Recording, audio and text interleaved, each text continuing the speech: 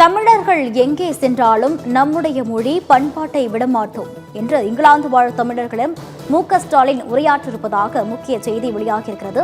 தமிழ்நாடு அரசின் அயலக தமிழர் மறுவாழ்வுத்துறை ஓய்வில்லாமல் உழைத்துக் கொண்டிருப்பதாகவும் முதலமைச்சர் மு.க.ஸ்டாலின் தெரிவித்திருப்பதாகவும், திராவிடத்தால் வாழ்கிறோம் என்ற பெருமிதத்துடன் சொல்கின்ற தமிழர்களை இங்கு பார்க்கிறேன் எனவும் மு.க.ஸ்டாலின் தெரிவித்திருப்பதாக தகவல் வெளியாகியிருக்கிறது. தமிழர்கள் எங்கே சென்றாலும் நம்முடைய மொழி பண்பாட்டை விடமாட்டோம். இங்கிலாந்து வாழ் தமிழர்களிடம் மு.க.ஸ்டாலின் உரையாற்றியிருப்பதாக தகவல் வெளியாகியிருக்கிறது.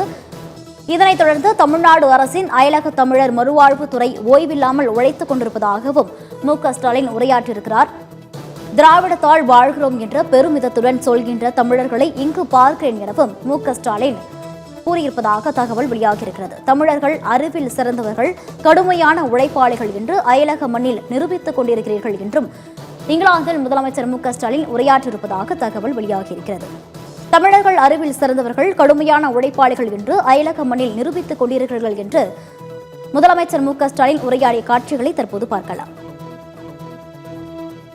அன்புள்ள லண்டன் மாநகரத்தில் நடைபெறக்கூடிய மாபெரும் தமிழ்கிழமை நிகழ்ச்சியில் பங்கேற்றிருக்கக்கூடிய மாண்புமிகு தொழில்துறை அமைச்சர் அருமை தம்பி டிஆர்பி ராஜா அவர்களே, அயலக தமிழர் நல வாரியத்தினுடைய தலைவர் கார்த்திகேய சிவசனாதிபதி அவர்களே, வாரியத்தினுடைய உறுப்பினர்கள், என்னுடைய அன்பிற்குரிய சகோதரர் ராம் அவர்களே, சகோதரர் புகழ்காந்தி அவர்களே, சகோதரர் முகமது பைசல் அவர்களே,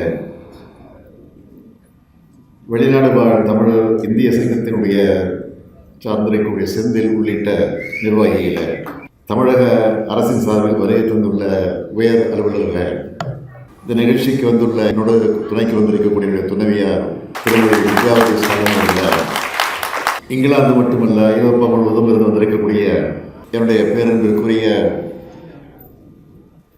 தமிழ் சொந்தங்களே, தமிழ்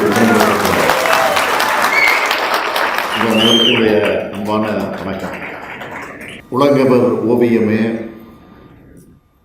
உற்சாக காவியமே, ஓடை நறுமலரே, ஒளியுமிழ் புதுநிலவே, அன்பே அமுதே அழகே உயிரே இன்பமே இனிய தென்றலே,